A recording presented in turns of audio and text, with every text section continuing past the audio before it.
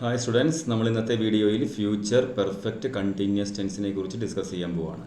മുൻ വീഡിയോകളിൽ present perfect continuous എന്താണെന്നും പാസ്റ്റ് പെർഫെക്റ്റ് കണ്ടിന്യൂസ് എന്താണെന്നും ഡിസ്കസ് ചെയ്തിരുന്നു. ഇപ്പോൾ ഫ്യൂച്ചർ പെർഫെക്റ്റ് കണ്ടിന്യൂസ് ടെൻസ് പറയാൻ പോവുകയാണ്.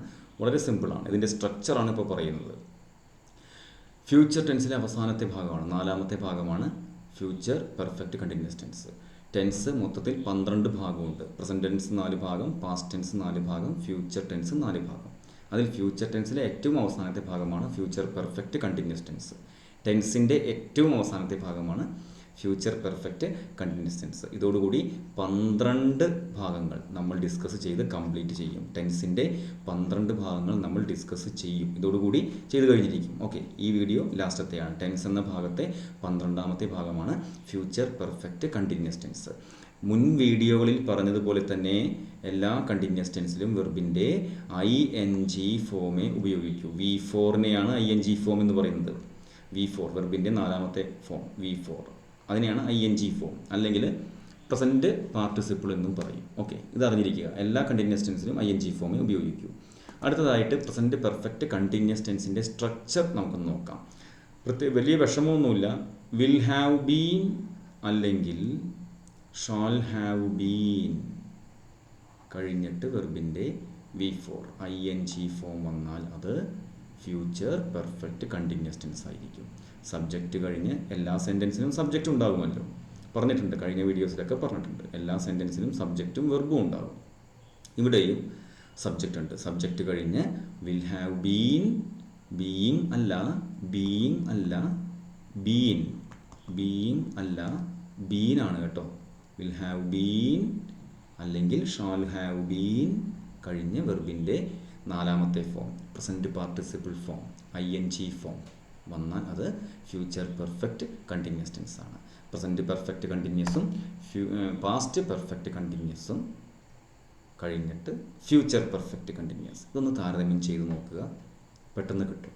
ഓക്കെ, എല്ലാ എക്സാമിനേഷനും ക്വസ്റ്റ്യൻസ് വരുന്ന 12 ഭാഗങ്ങളാണ് നമ്മൾ ഡിസ്കസ് ചെയ്ത് കഴിയുന്നത്. ഇതോടുകൂടി ടെൻസിൻ്റെ ലാസ്റ്റ് വീഡിയോ ആണ് ഇത്. ഓക്കെ, ഈ സെൻറ്റൻസുകളെല്ലാം തന്നെ, ഇപ്പോൾ സ്ക്രീനിൽ കാണുന്ന ഈ സെൻറ്റൻസുകളെല്ലാം തന്നെ ഫ്യൂച്ചർ പെർഫെക്റ്റ് കണ്ടിന്യൂസ് ടെൻസിലുള്ള സെൻറ്റൻസുകളാണെന്ന് നമുക്ക് ഒറ്റ നോട്ടത്തിൽ മനസ്സിലായി.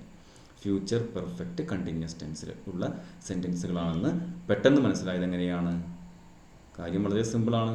വിൽ ഹാവ് ബീൻ കഴിഞ്ഞ് വെർബിൻ്റെ V4, വിൽ ഹാവ് ബീൻ കഴിഞ്ഞ് വെർബിൻ്റെ V4 അല്ലെങ്കിൽ ഷാൽ ഹാവ് ബീൻ കഴിഞ്ഞ് V4 വന്നാൽ അത് ഫ്യൂച്ചർ പെർഫെക്റ്റ് കണ്ടിന്യൂസ് ടെൻസ് ആണ്. സബ്ജക്റ്റ് ഹി ആയാലും ഷീ ആയാലും ദേ ആയാലും, അതായത് സബ്ജക്റ്റ് സിംഗുലർ ആയാലും പ്ലൂറൽ ആയാലും ഒക്കെ വിൽ ഹാവ് ബീൻ ഉപയോഗിക്കുക. അതിനുശേഷം വെർബിൻ്റെ V4 ING ഫോം വന്നാൽ അത് ഫ്യൂച്ചർ പെർഫെക്റ്റ് കണ്ടിന്യൂസ് ടെൻസ് ആണ്. ഈ ING ഫോം എന്ന് പറയുമ്പോൾ ശ്രദ്ധിക്കണം. Will have been playing, play എന്ന വെർബിൻ്റെ ING ഫോം. ഇവിടെ റൈറ്റ് ആണ് വെർബെങ്കിൽ ഇവിടെ റൈറ്റിംഗ് ഉപയോഗിക്കുമായിരുന്നു. ഗോ ആണ് വെർബെങ്കിൽ ഗോയിങ് ഉപയോഗിക്കുമായിരുന്നു. ഓക്കെ, ഐയും വിയും വരുമ്പോൾ ഷാൽ ഹാവ് ബീൻ എന്ന് ഉപയോഗിക്കണം. ഐയും വിയും വരുമ്പോൾ ഷാൽ ഹാവ് ബീൻ എന്ന് ഉപയോഗിക്കണം. എന്നാൽ ശ്രദ്ധിക്കണം, പറഞ്ഞു കഴിഞ്ഞതാണ്, കഴിഞ്ഞ വീഡിയോസിലൊക്കെ പറഞ്ഞിരുന്നു. ഐ വിൽ ഹാവ് ബീൻ എന്ന് ഉപയോഗിച്ചാൽ തെറ്റുണ്ടോ? ഒരു തെറ്റുമില്ല. വി വിൽ ഹാവ് ബീൻ എന്ന് ഉപയോഗിച്ചാൽ തെറ്റുണ്ടോ?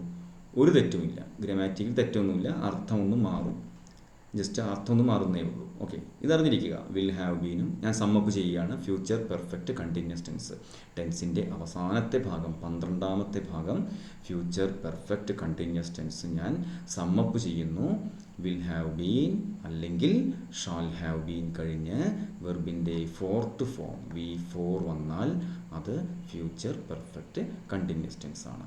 ക്രിക്കറ്റ് എന്ന് പറയുന്നത് ഇവിടെ ഒബ്ജക്റ്റാണ്. ഒബ്ജക്റ്റ് കർമ്മം എന്ന് പറയും. സബ്ജക്റ്റ് കർത്താവ്, അതിനുശേഷം auxiliary verb will have been, അതിനുശേഷം V4 മെയിൻ വെർബ്, അതിനുശേഷം ഒബ്ജക്റ്റ്. ഇങ്ങനെയാണ് സെൻറ്റൻസിൻ്റെ സ്ട്രക്ചർ എന്ന് പറയുന്നത്. ഇതാണ് ഫ്യൂച്ചർ പെർഫെക്റ്റ് കണ്ടിന്യൂസ് ടെൻസ്. ഇതെല്ലാം എങ്ങനെ എക്സാമിനേഷന് ചോദിച്ചിട്ടുണ്ട് എന്ന് വരുന്ന വീഡിയോകളിൽ വിശദമായിട്ട് നമുക്ക് ഡിസ്കസ് ചെയ്യാം. അതുവരെ ബൈ.